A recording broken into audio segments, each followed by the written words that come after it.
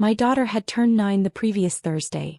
She was the kind of child who moved through the world with her eyes wide open, noticing things adults walked past without a second glance. She had a habit of pausing in doorways to look at a room before entering, as though she wanted to understand it fully before committing herself to walking in. Other children ran ahead, she observed first. The one time my grandmother watched my daughter do this, she laughed quietly and said, "She's a thinker."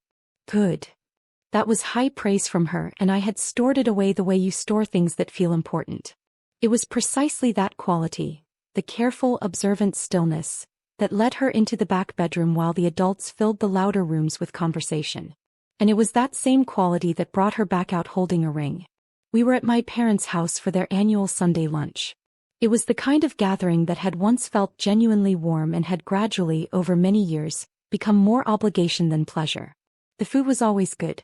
My mother was a reliable cook, and the table was set with the same care she had always brought to it, the good plates and the pressed cloth. But there were silences between certain people in that house that had hardened over time into something more permanent than ordinary awkwardness. Fault lines everyone knew the shape of and navigated around without discussing. I had learned to arrive a little late and leave a little early to keep the difficult windows as brief as possible. My daughter had been to enough of these lunches to understand the rhythms of the house, which rooms were comfortable, which conversations to stay out of, where she was welcome to explore. She found the ring under the dresser in the back bedroom, half hidden by the baseboard, settled in a thin layer of dust as though it had been there a long time without anyone noticing. She came back into the dining room with her palm open and her face alight with the particular pleasure of having found something unexpected. "Mom, look what I found under the dresser." It was just sitting there in the dust. It was a gold band, thin and delicate, with a small cluster of seed pearls arranged symmetrically around the center. I knew it before she had finished speaking.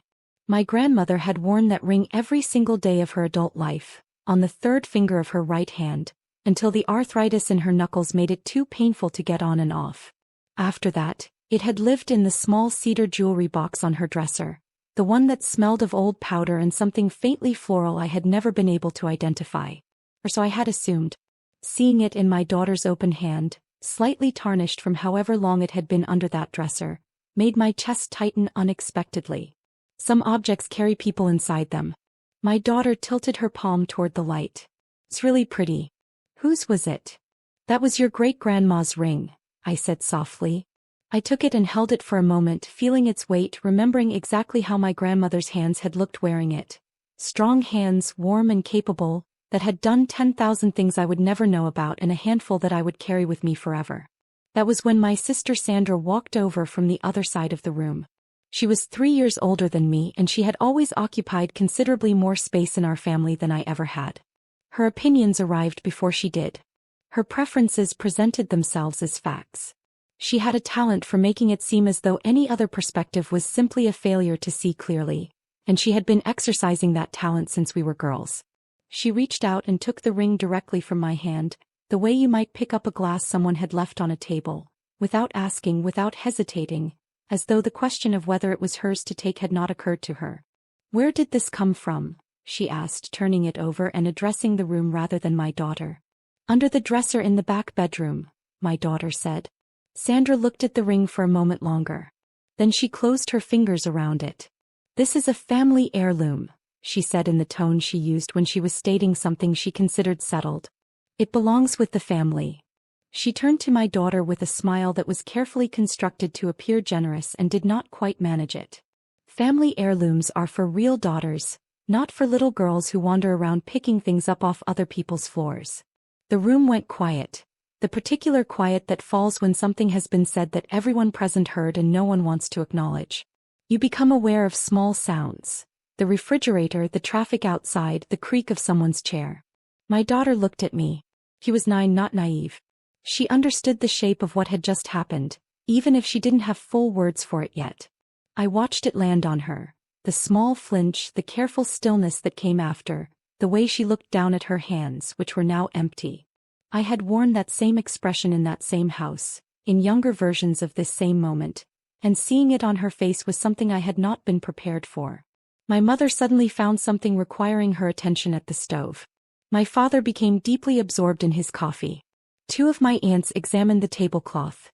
My cousin produced a brief, uncomfortable laugh that had nowhere to go and died before it could become anything. I looked at Sandra, her fist closed around my grandmother's ring, and I decided something. Hey, I said. I put my hand on my daughter's shoulder. Let's get your jacket. We said our short goodbyes and walked out into the afternoon before dessert was served. My daughter put her jacket on in the driveway without being asked, which was something she rarely did, and I understood that she wanted to be gone from that house as much as I did. In the car, she sat with her hands folded in her lap and watched the neighborhood pass by the windows. She was doing the processing thing she did, working through something quietly, turning it over inside herself the way she turned objects over in her hands when she found them interesting. I did not rush her. After several minutes, she asked, "What did she mean by real daughters?" "She meant something unkind," I said. "It wasn't true." "Was the ring really great-grandma's?" "Yes." "Did great-grandma want you to have it?" I kept my eyes on the road ahead.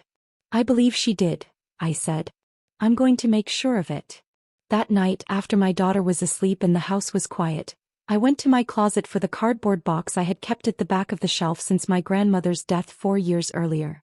She had died at 87, clear-minded and deliberate to the end, which was entirely consistent with everything she had been throughout her life. She believed in saying what she meant while she still could, and in the weeks before she died she had written letters. Not to everyone. Only to the people to whom she had specific things to leave behind in words. My letter had arrived in a sealed envelope with my name written on the front in her deliberate, upright handwriting. I had opened it on the day of her funeral, sitting in my car before I could make myself go inside the church, because I had known that whatever was in it would undo me, and I wanted that to happen somewhere private. I had read it once, wept over it, folded it carefully back into thirds and returned it to the envelope. Then I had put it in the box with her other things and left it there because grief has its own timing and I had not been ready. I sat on the floor of the closet, took the letter out and read it again. All of it slowly from the beginning. She had written in the plain and careful way she spoke. No unnecessary words, no sentiment for its own sake. Everything exactly as large as it needed to be and no larger. She wrote about her life, the things she was proud of, the people she had loved, and a few things she wished had gone differently. And near the end she wrote about her possessions. She was a practical woman. She wanted her wishes documented somewhere, even if only in a letter. She wrote, "The pearl ring, you know the one, the gold band with the small pearl cluster. I want that to go to you. You have always reminded me of myself at your age. The way you watch things quietly before you speak. The way you love people completely without making a show of it. Keep the ring for your daughter when she is old enough to appreciate it. She has the same careful eyes. I noticed it the first time I watched her look at something properly. She sees what matters. She'll know what to do with it when the time comes." I read that paragraph 3 times. At 11:47 my phone lit up on the floor beside me. "Kinda. I hope you're not planning to make this into something. It's just a ring.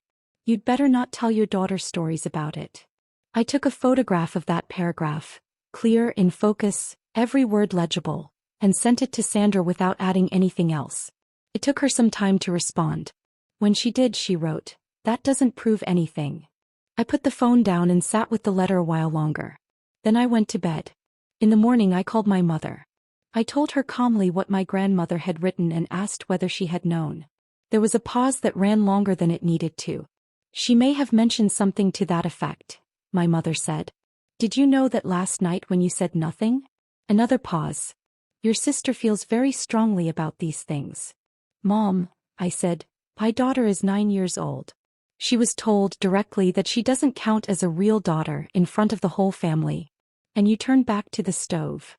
My mother offered partial sentences and careful qualifications. The language of someone who knows they behaved poorly and has not quite assembled the words to acknowledge it. I listened until she was finished, told her I needed some time and ended the call. That afternoon I reached the estate attorney who had handled my grandmother's affairs. He was semi-retired but remembered her warmly. I described the situation. He told me that a signed, handwritten letter expressing personal wishes, while not enforceable as a formal codicil, was a documented expression of intent that clearly established what my grandmother had wanted. It was, he said, the kind of document that would carry genuine weight in any conversation about the matter. He said that if Sandra refused to return the ring, there were paths forward, and he offered to put something in writing on my behalf if I needed it. I thanked him and told him I would start with the letter itself. That evening I sent Sandra a scan of the full letter, the entire document, not just one paragraph, with a single line above it. Grandma was very clear. Please return the ring by the end of the week. She called me within an hour, not calm. She said things about fairness and about always being overlooked and about how letters written by elderly women can mean many different things. I let her finish. Then I said, the letter says what it says. I'm not going to argue about what it means. I just want the ring back. She said I was making everything about myself. She said I was destroying the family over a piece of jewelry. I'm not overreacting, I said. I'm just not letting it go. Those are different things. And I ended the call. The ring arrived 4 days later in a small padded envelope on my front step. There was no note inside, just the ring in a small bag. That evening I sat with my daughter on the couch and showed her both the ring and the letter. I read the relevant paragraph aloud. She sat very still, listening to it the way she sat still for things that mattered to her. She said, I have careful eyes, my daughter said when I finished. She did. And she wanted me to have it someday. She did. My daughter held the ring for a moment, turned it over once, and then handed it back to me with a calm certainty that reminded me powerfully of my grandmother. You keep it, she said. Until I'm ready. The Sunday lunches remain paused. My mother calls periodically, navigating things carefully, and I am patient with her because she is my mother and because she is genuinely trying. Sandra and I have not spoken since the evening of that phone call, and I do not expect that to change soon. The ring sits in my jewelry box on the small velvet tray. My daughter is in 5th grade now, doing well, still pausing in doorways to understand rooms before she enters them. She has her great-great-grandmother's careful eyes. One day she will have the ring to go with them because that is what my grandmother wanted, and my grandmother had the good sense to write it down. She knew that clarity, offered plainly and in time, is one of the most useful things you can leave the people you love.